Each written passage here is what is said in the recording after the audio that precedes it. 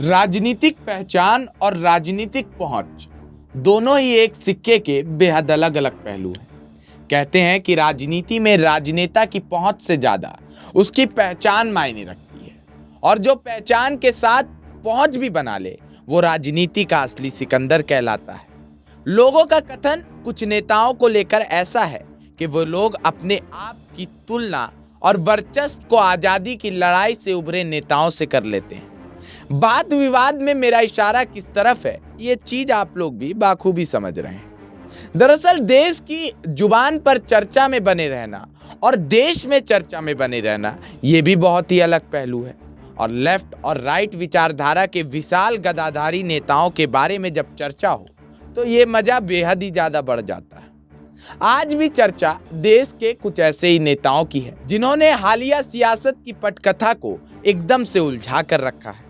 राजनीति में कौन कब क्या कर रहा है, क्या भेड़ चाले चल रहा है, ये पता नहीं चलता।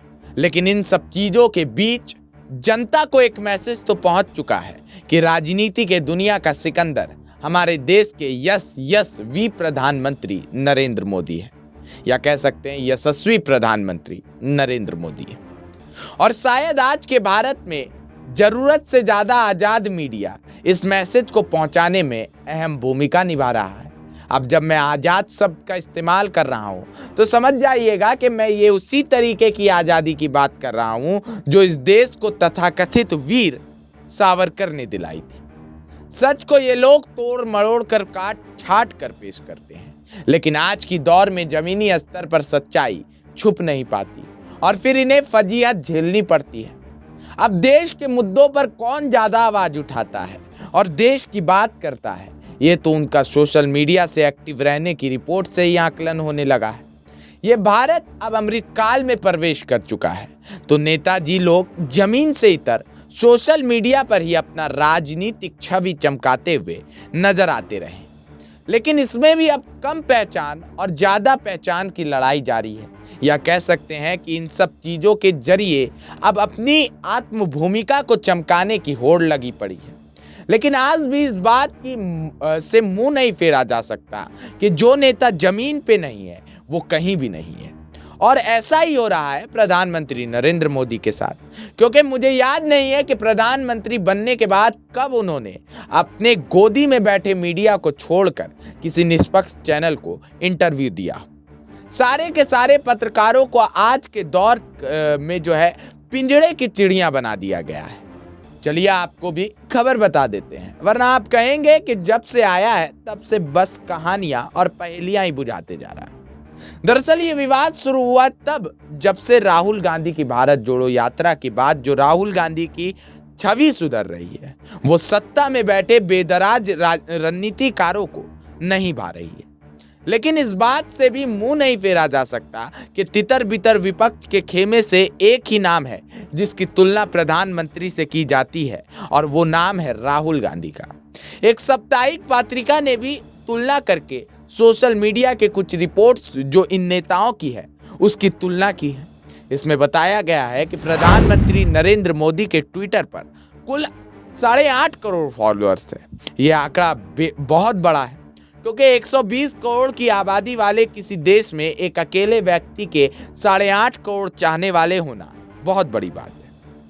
वहीं उसके इतर राहुल गांधी के ट्विटर पर कुल चाहने वालों की संख्या लगभग 2.25 करोड़ है। ये आंकड़े सही मायने में काफी बड़े हैं और इन दोनों नेताओं की लोकप्रियता को भी दर्शाते हैं। लेकिन इन दोनों में सबसे एक्टिव कौन, इस पर फैसला करना फॉलोअर्स देखकर बिल्कुल भी सही और सरल नहीं होगा, क्योंकि हमेशा जैसा दिखता है वैसा होता नहीं।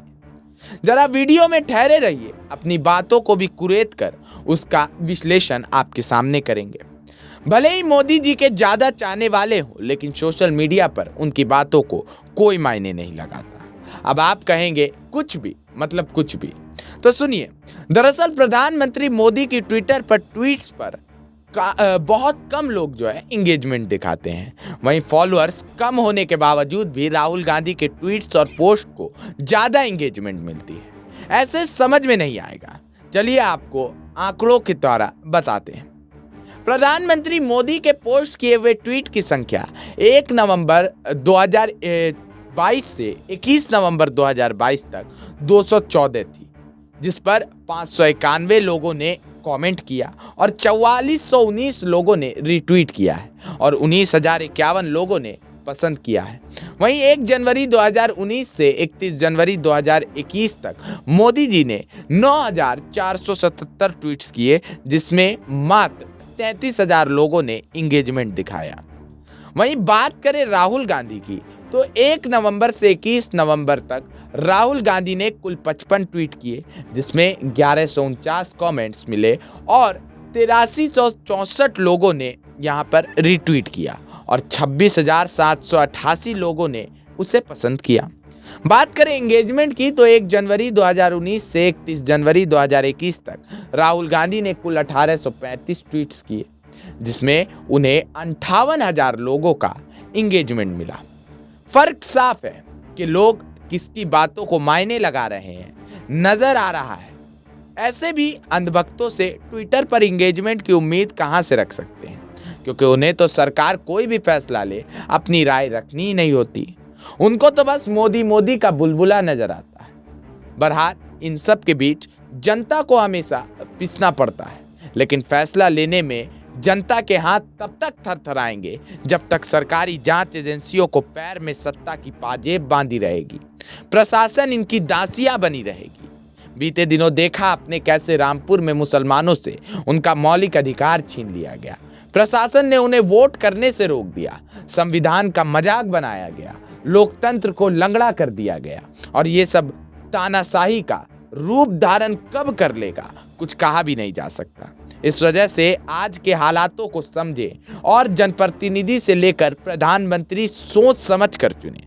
समाजवाद के नाम पर चुने, ना कि धर्म के नाम पर, जिससे ये देश जो सोने की चिड़िया कहलाता है वो नफरती सियार के नाम से प्रचलित ना होने लगे। बहरहाल आज की इस रिपोर्ट में इतना ही। तब तक के लिए बने रहिए और देखते रहिए नेक्स्ट 9 न्यूज़ पॉलिटिकल बाइट।